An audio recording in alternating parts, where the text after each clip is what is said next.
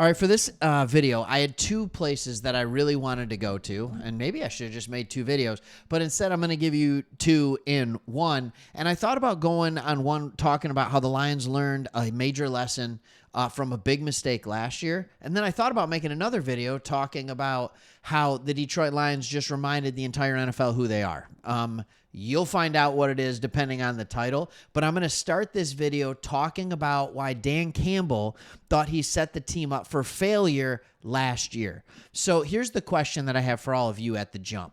When you watch this team going down the stretch last year, was there ever a part of you that was like, no, this is not going to work? This isn't going to work in the playoffs, when you thought about the defense that was decimated by injuries, the amount of time we spent trying to get the number one seed and all of that? I have to admit, I thought and I was worried that we'd get tired. I was terrified for the Commanders game. And by week 17, I knew for a fact that we had to play we needed that bye week. We needed it. It just didn't get us quite as healthy as I think I hoped it would. And then when Mick Robertson went down. Anyways, we don't need to go down that path. I wasn't the only one thinking of that. Dan Campbell actually thought about that. And so I want to quote some things. This is a great job in an article. They talk about it, where I'm going to quote a little bit of Dan Campbell here. Here's what he said.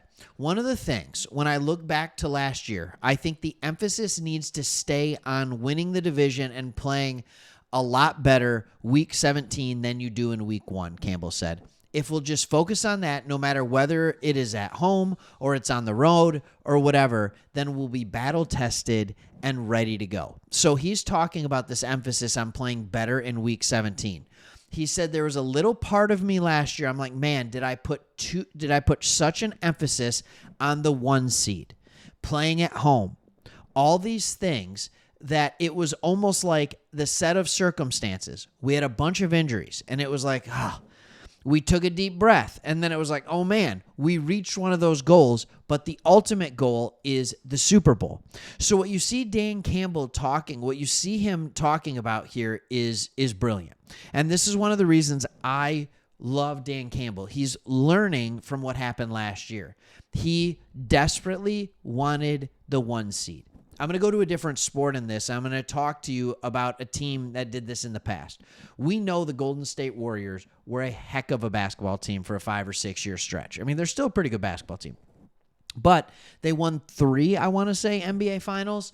But they also lost one to LeBron James, Kyrie Irving. Sorry, I'm going to put that in order of who is most important. They lost to Kyrie Irving, LeBron James, if you're a LeBron James lover, I'm sorry, and Kevin Love and the Cleveland Cavaliers that year. And what happened was, if you remember, they went after and did get the NBA record for most wins in a regular season. They beat the Chicago Bulls mark of what I believe was 72-10. I think they went 73-9. I could be wrong on that. But they had like a 20-plus game win streak during the season, and you could tell all season they were playing for the best regular season team in history. The Miami Dolphins are the only team in the NFL to win every regular season game and then win the Super Bowl. All right? To go undefeated for an entire season. The Patriots lost to the Giants when they went undefeated during the regular season.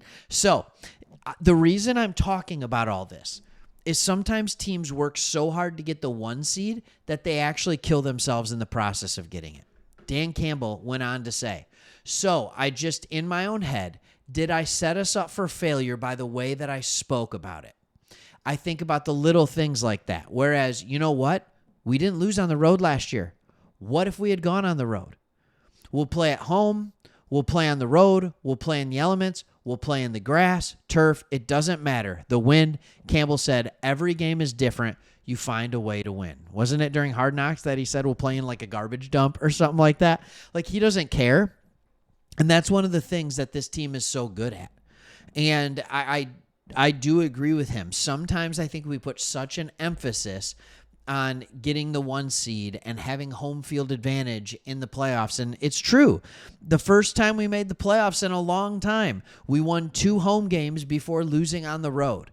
But you can win at home and you can lose at home. You can win on the road and you can lose on the road. The thing is your team firing on all cylinders as you go into the playoffs?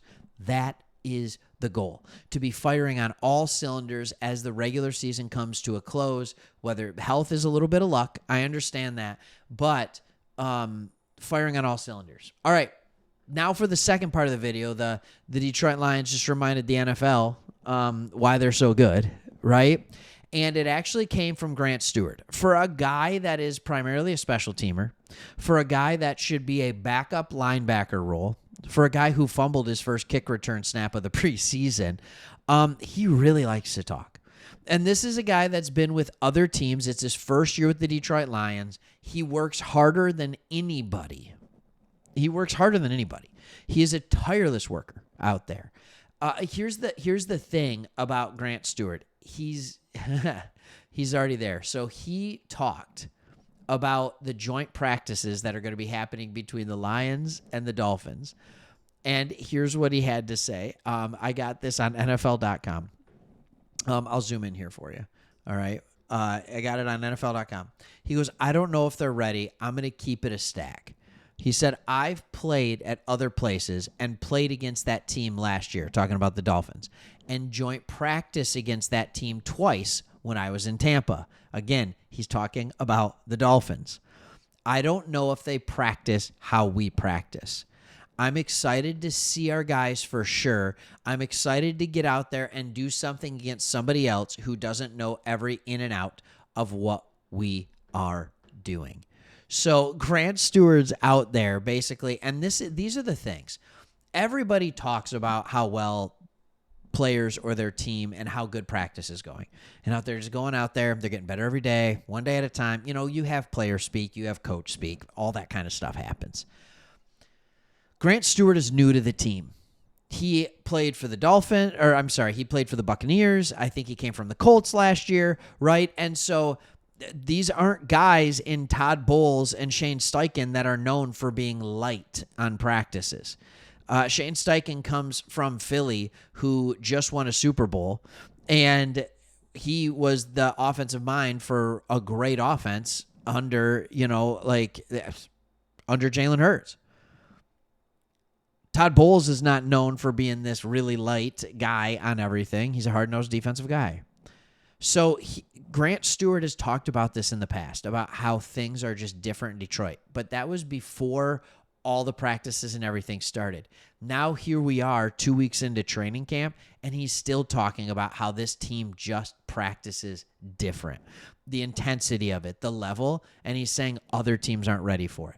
That is what makes this team so good. So whether or not we have different coordinators, whether or not we have a few different players, we still have Dan Campbell. We still have the same mentality. We still have it where that they need to take players off the field because they're being too aggressive. That is what we have. That's why this team is going to continue to be successful. Not because Ben Johnson's drawing up trick plays in the dirt, right, in backyard football. No, that's not it. I mean, don't get me wrong. It's fun to watch, all right, but that's not it. It's because of the junkyard dog grit mentality. And it's just another reminder that that's why we love it. And I think it embodies the city so much. It's just really cool to be a part of. All right, thanks for watching. If you like this channel, please hit that subscribe. And hey, we'll see you on the next one. It'll give you the reminder.